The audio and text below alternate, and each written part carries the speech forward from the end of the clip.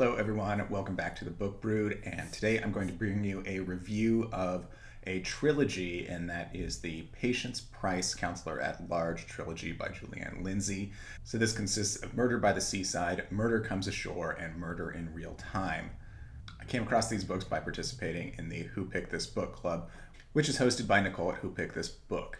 I'll leave a link down below to the club and to her channel and to some live shows that we did on these books as well.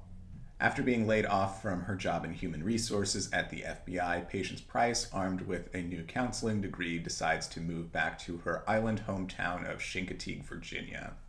Upon her return and over the course of the 3 books, she and her island hometown are plagued with a string of murders that she finds herself being involved in the investigation, whether that be from outside sources or just from personal curiosity, which is more the latter than the former. And to help her along her way, she has her best friend Claire, her ex-boyfriend and high school sweetheart Adrian, and her new flame, Special Agent Sebastian Clark. The main themes of this book are that Patience is not any kind of law enforcement whatsoever, and that she continuously gets involved in these investigations, much to the agitation of her new boyfriend, Sebastian Clark, who it is his job as an FBI agent to solve these crimes, and she's constantly putting herself in dangerous situations.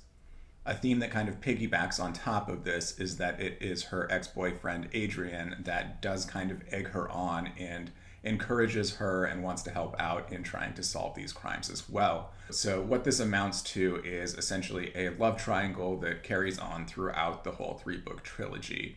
So we are given a healthy dose of Patience's indecision on whether she wants to be with her new boyfriend or to return to more familiar feelings with the man that she's known her whole life.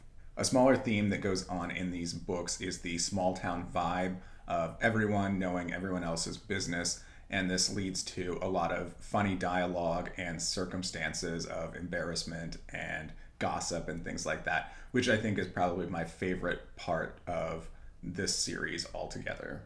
I had some preconceived expectations about this series. I'd previously read the Geek Girls Murder Mysteries. Those are also written by Lindsey.